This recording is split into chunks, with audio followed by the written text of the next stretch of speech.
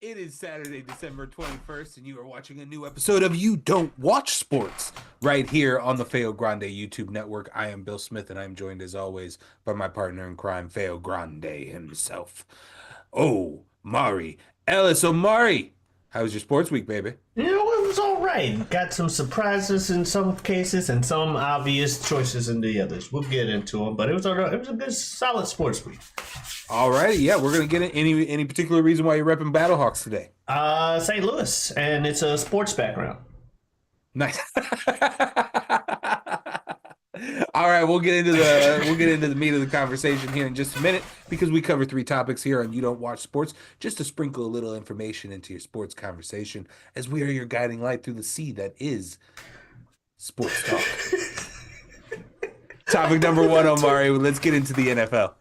All right, yes, the NFL is underway, as we all know. Oops, I'm sorry about that. NFL is underway this season, and we are oh my goodness, sorry. Everything's just backing up on me. I am so unprofessional right now. Unprofessional, it happens. It happens. We're talking the NFL. There we go. Sorry. Yes, we'll start off with who's been eliminated because we are late in the season. I already stated it a couple weeks ago. Last week it became official. The Panthers eliminated from playoff contention. Who would have guessed? The Bears, however, also were eliminated when they lost to the Vikings on Monday. The Vikings are playoff bound, whether they'll be a league, division winner or wild card, who knows, but they're playoff bound nonetheless. Joining them on the playoff bound camp are the Texans and the Steelers. The Steelers made sure they could get in there despite losing to the Eagles on Sunday. A couple of little injury scares / actual injuries on Sunday. Mahomes scared Chiefs fans for all of 24 hours when he left the field limping. Hey, to be fair, it looked pretty bad. It did look pretty bad, but he'll be playing on Sunday, so he's fine. TJ Watt, however, not fine on the Steelers. Big blow to them. Despite being ready for the playoffs, you're in there, but at what cost? Hopefully, they can still recover from this. It's Mike Tomlin. He's 18 years straight now or something like that. No losing seasons, not even 500. He's just that dude. Mike Tomlin. We mentioned this off screen, but Jonathan Taylor Thomas. Jonathan Taylor,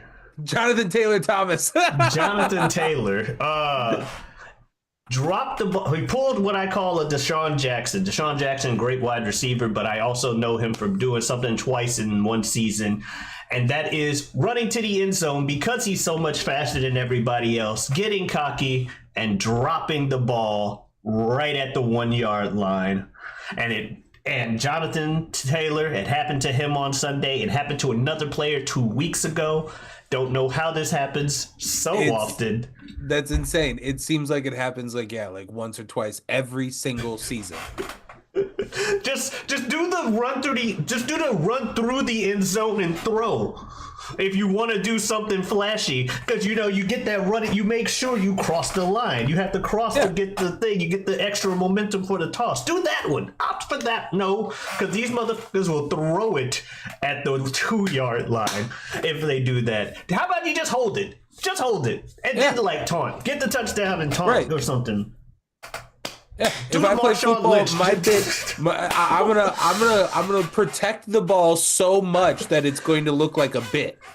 Like that's going to be my home run, my touchdown celebration is me coveting that ball at all costs, and refs would have to rip it out of my hands. It's insane. It's your one. And if you shrunk football down to its smallest description of what you had to do, it's carry that ball across that line. That's literally it. Carry the ball across the line.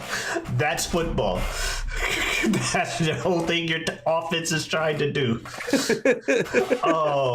But yeah, meanwhile, Bills and Lions on Sunday night. Oh my goodness. It was a closer game than you would think when you have a team as on how to run as the Bills are at the moment, going against the Lions, who though on a hot run going in at 13-1 on Sunday, had 16 defenders on IR. By the way. And they lost Devin Montgomery during the game to injury as well, also out for season.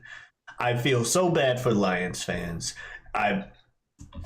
This was clearly the year. Yeah. And everything was adding up for them until it started not. Until Lions happened.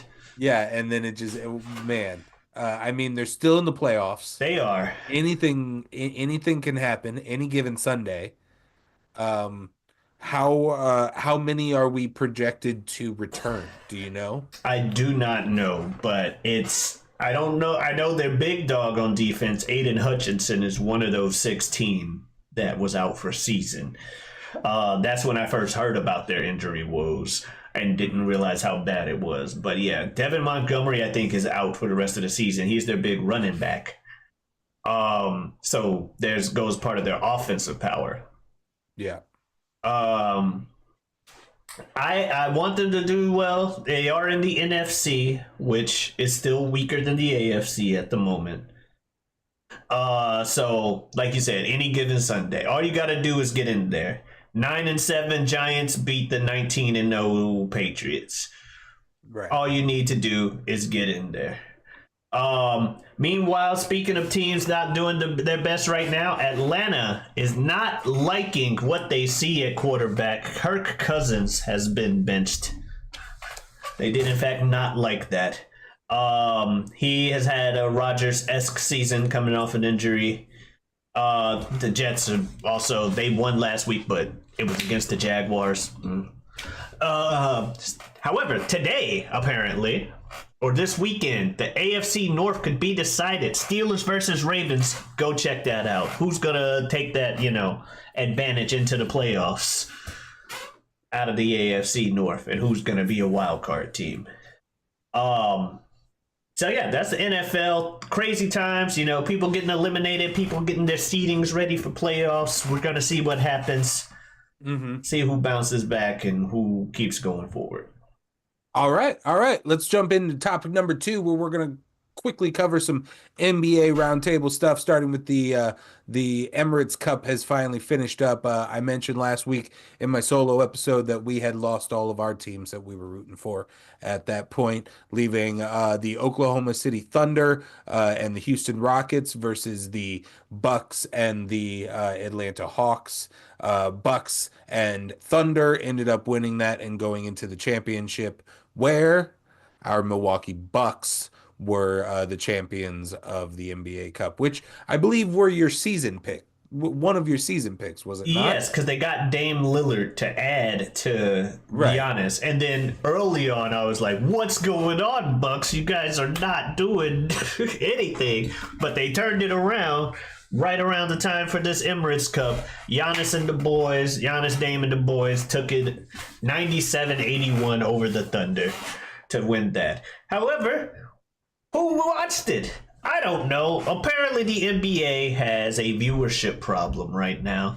As someone who doesn't watch a lot of casual sports show, you know what I mean? What part of the reason I don't watch more often is the lack of ability to. Because like the NFL, you have your NFL Red Zone, you have this, but you can Paramount Plus to catch your CBS shows on your CBS games on Sundays. You can Peacock to catch Sunday Night Football. You can watch Thursday Night Football on Twitch. Those are 3 things that, hey, I don't have cable, but I can still watch these games. We're good.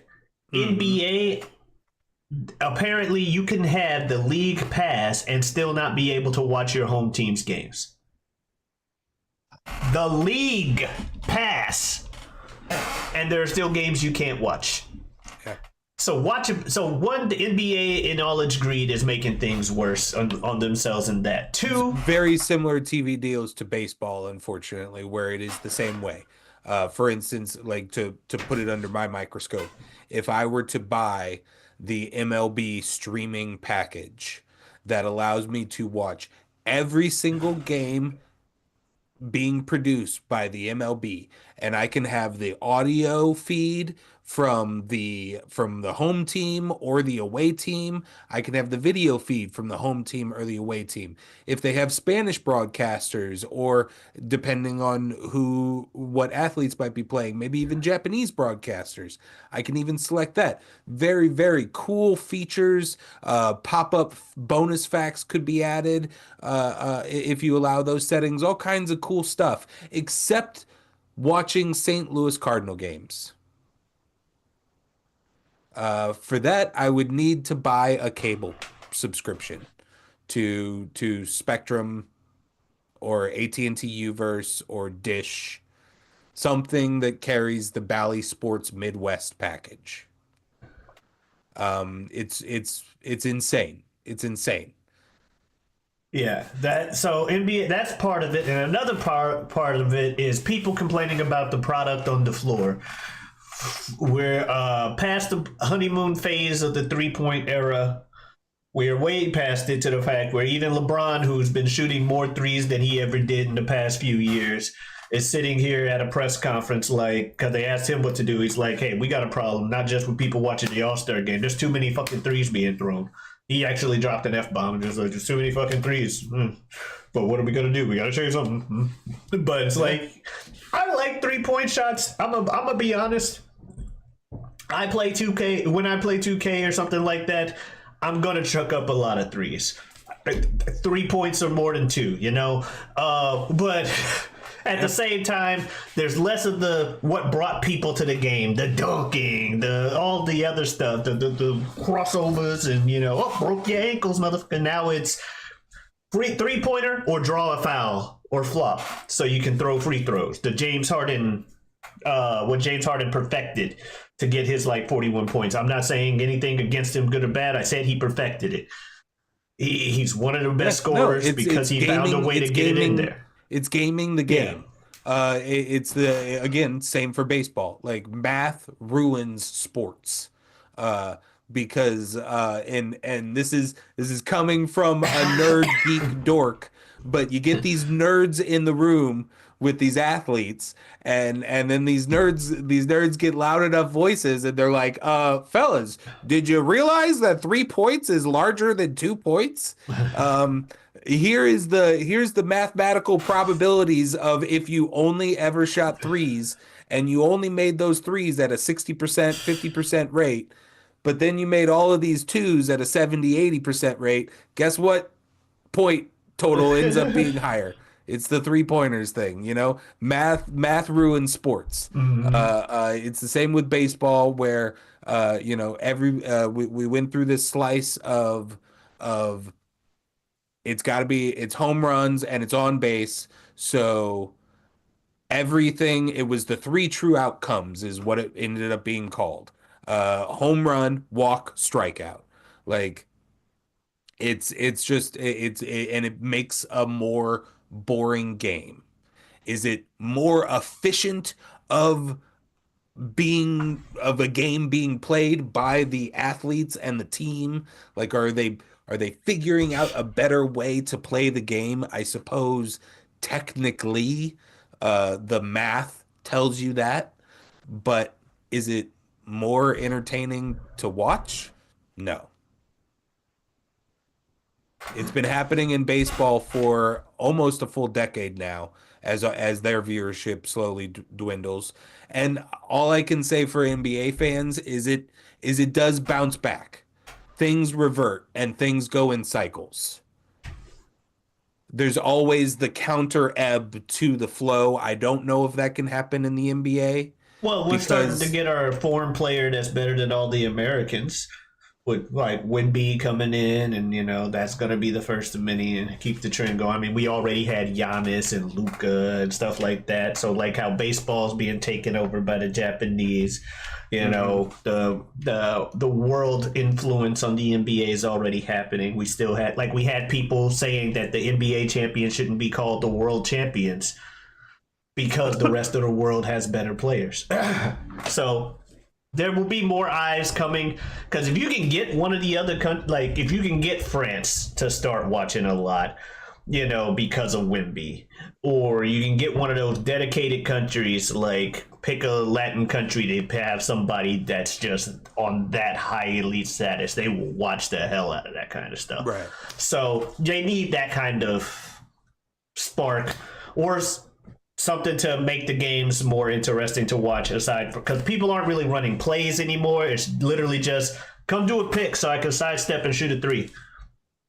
Or if I'm Curry, let me just shoot a three once I cross the half court line because I'm Steph Curry and it's probably gonna go in anyway. But he's Steph fucking Curry. Not everybody is Steph Curry, but they all wanna be. Right. And that's the problem.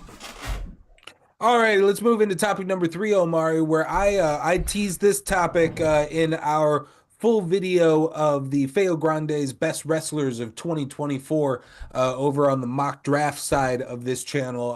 Everybody watching this should go check that out. One of the great videos of this year from this channel. Yeah. I loved doing it. And in that, I talked about how I wanted to go through some of my favorite moments of 2024 in wrestling. And these are just my favorite moments when I close my eyes and think about this year in wrestling. It's just some of the things that I think of that I wanted to shout out. And so Omari and I have made a list of 4, and we're just gonna bounce them back and forth. I think yours should go first. Your first one is pretty much yes, it one is of the big ones of the year. One of the big moments of the year it involves one of Jazz's top 10 favorite wrestlers. Jazz's 10th favorite wrestler this year. Of course, I'm talking about Samantha Irvin as she commentated the fall of the Roman Empire, the actual big moment of the year, where Cody Rhodes beats Roman Reigns at WrestleMania. After months of after being gypped with the whole Rock coming into the things, the whole Mama Rhodes beat down, everything built up. The night one, the BS that is Bloodline rules matches. The thing that let it become a Bloodline rules match. It was just Rock the and Rock Roman being let me do what I want or I'll fire you. Yeah, that. So yeah, that would be my big first big moment of this year. It was I would say beyond everything that happened literally at WrestleMania, I would say the beatdown in the rain against Cody Rhodes' tour bus is so solid. I wanted to shout out the crowd in Lyon, France for WWE Backlash, specifically during the Cody Rhodes AJ Styles match, but then also Jey Uso's entrance for his World Heavyweight title match against Damian Priest.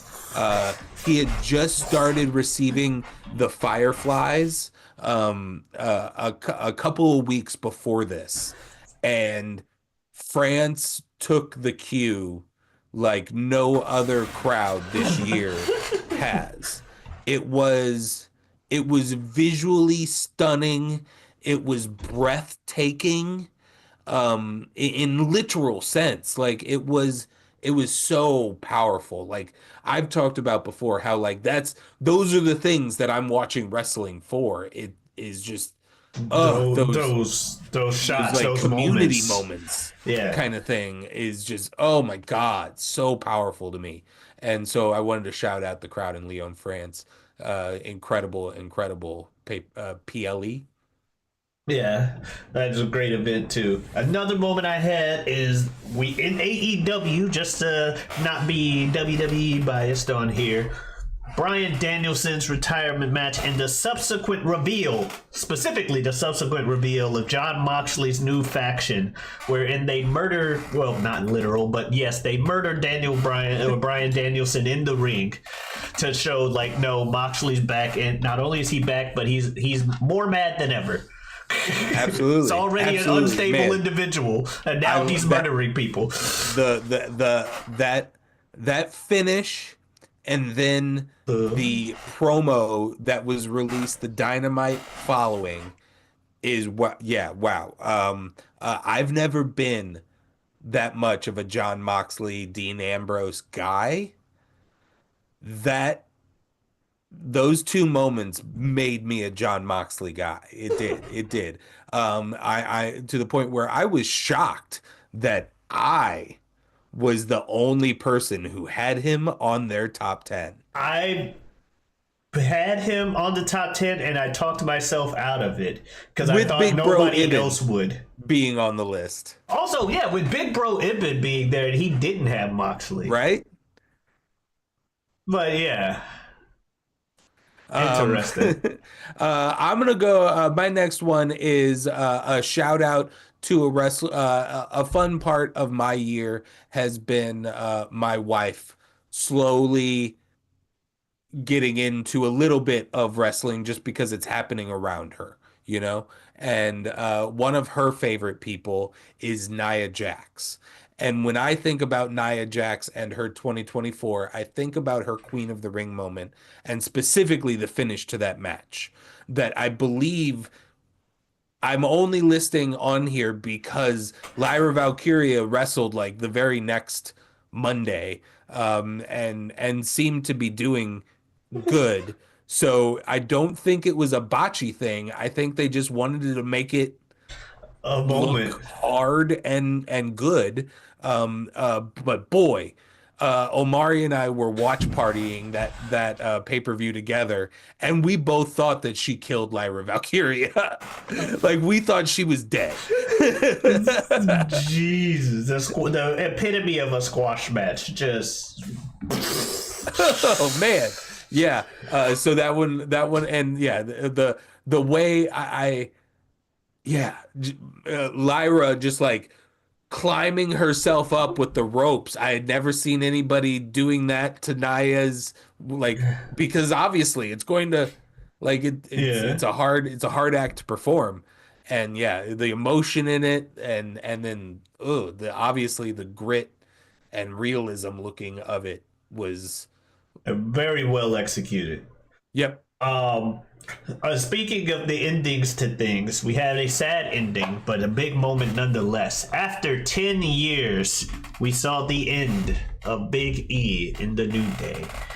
The moment in the ring, the Festival of Friendship, redux, where New Day's celebrating and they come out, and Big E, after months of it looking like Woods and Kofi are gonna break up, E comes to save the day, only to the monkey paw to curl, and he saves the New Day as they find a united front against Big E.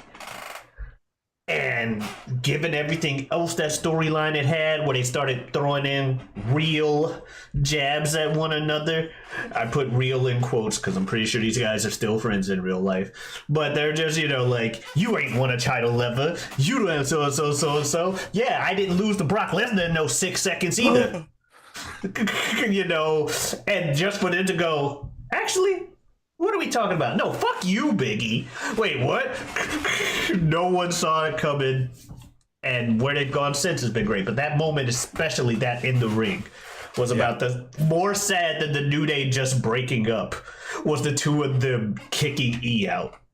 Don't you dare be sour. I hope it comes back. I hope there's a big I don't know what. Oh man, I don't know how you bring it back. Like, I don't know how it's resolved without one, Biggie being medically cleared, and two, a fight happening between Kofi Kingston, Xavier Woods, and Big E. Like I don't know. I don't see that being the end to the story. Like Big E would have to what? Like get somebody else as a teammate Yeah. or like Or handicap match or or somehow it ends up it's a got to be triple threat. resolved somehow, right? Or somehow it ends up a triple threat. Like somehow Kofi and this is just a band-aid on Kofi and Woods' current problems. You know what I mean? And it comes to a head around the same time E is still trying to come to the end, and they just like, let's just all throw down in the ring, end it with a fucking hug after the fight is over, because they now understand each other on a deeper level. Like, damn, we got all our grievances out. Hug it out. New Day rocks. I don't know, man. I don't know. Speaking of other things that there might not be any coming back from, Hangman Adam Page burns Swerve Strickland's canonical house down. Childhood home. In AEW canon, Swerve Strickland repurchases his childhood home with the signing bonus money he received from his new AEW contract he signs around All In weekend. Then purchases his childhood home, only for later that week Hangman Adam Page to burn it to the ground, finishing up with a shot of him in a leather-bound side chair, drinking a whiskey as the house burns down behind him. I mean, forever shot in wrestling. Like that's going to be a forever image.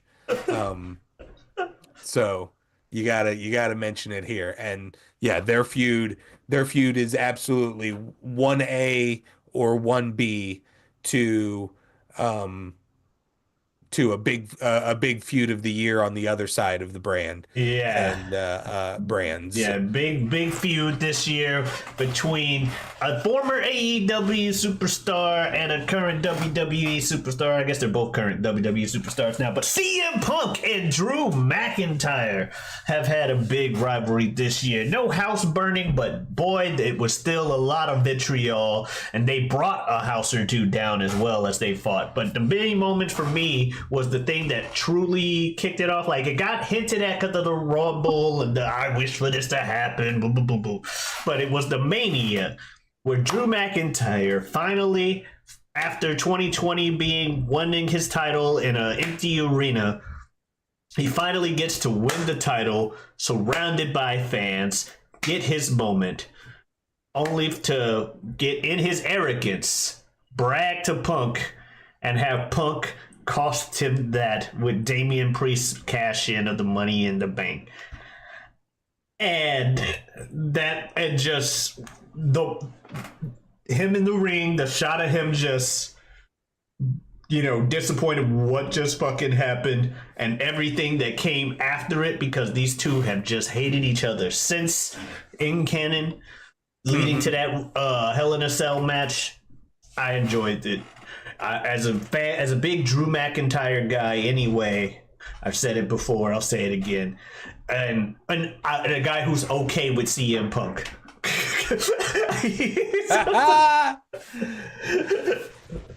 Yeah, I'm perfectly with it. I'm perfectly okay with CM Punk because I just got back into wrestling conveniently right after Brawl Out, right after CM Punk's thing, and then I was never a huge CM Punk guy either way. Like, you and I have talked about how I wasn't watching wrestling then. Yeah. So when I go to YouTube and I look up the Pipe Bomb and I watch it, I'm like, okay, all right, yeah, sure, fine. But I understand that in that moment, watching the shitty WWE that was happening at the time, that having a guy breaking kayfabe, like talking about people who got fired and stuff like that. Yeah. Because WWE loves to imagine that you never existed the second you leave the company. But the McIntyre Punk feud was a big part of my wrestling year for sure. I loved the WrestleMania moment. Although it got shouted out negatively on our best wrestlers of 2024 list. I loved the Clash at the Castle moment. Um, that shot of the wrestler running down, or sorry, the referee running down, sliding into the ring.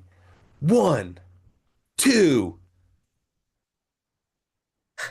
and then the reverse shot of CM Punk throwing up the same two that Drew McIntyre made a t-shirt of for injuring Drew McIntyre, or for injuring Uh, CM Punk. So threw up the same peace sign too of the yeah. graveside meme.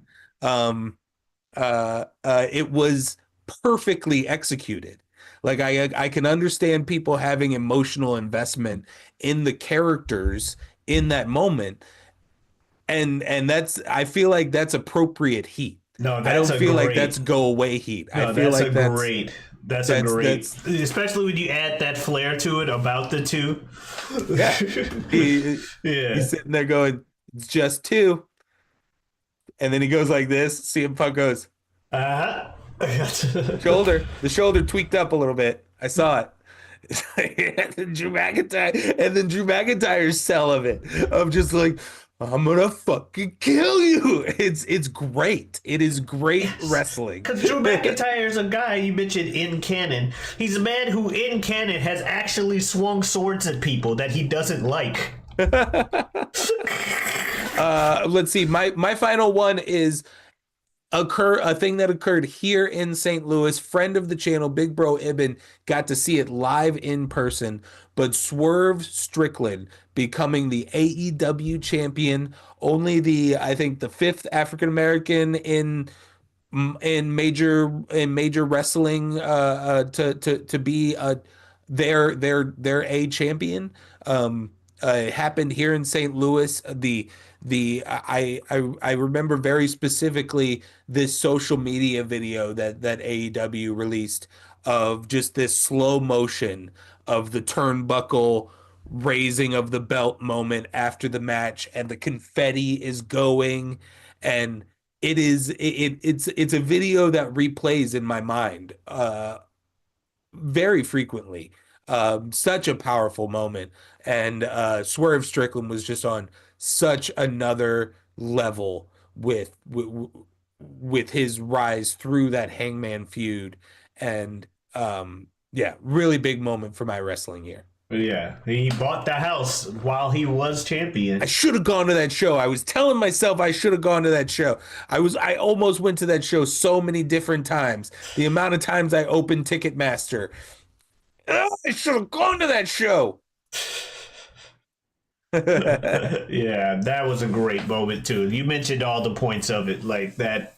You mentioned everything. It was great. I enjoyed it. And Swerve, I think he was high on my list as well for the top 10 wrestlers of the year and everything. Yeah, no spoilers on who ends up sitting at number one, but I would imagine you could have your thoughts Yeah, on who the top people are, yeah. and then And the people who are throw on one of them everyone's away. list.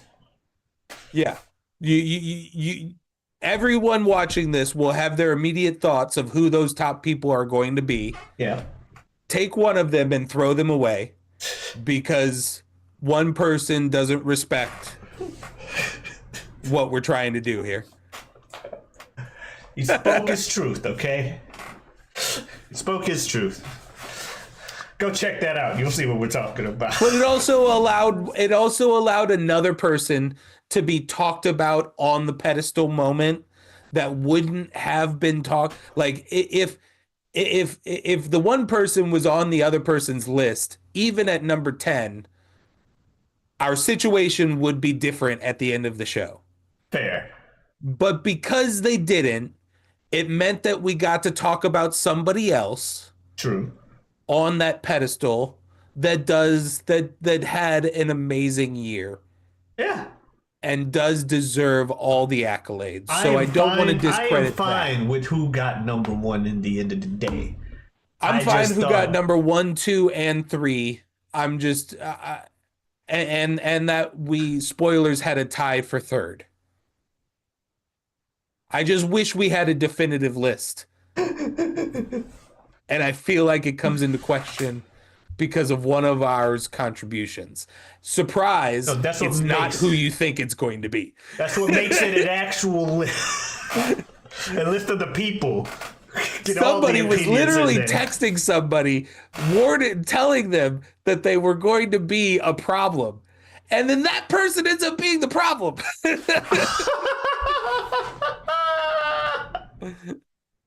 That's funny. Oh gosh, it's a great video. Everybody go check it out. We also have This Guy Hasn't Seen on Tuesdays, where we share things back and forth. We got a really cool one coming up this Tuesday where we all watch along together a classic Christmas movie from my youth called Babes in Toyland. That's right. We are going to watch it with you. You can check it out here on YouTube on Tuesday.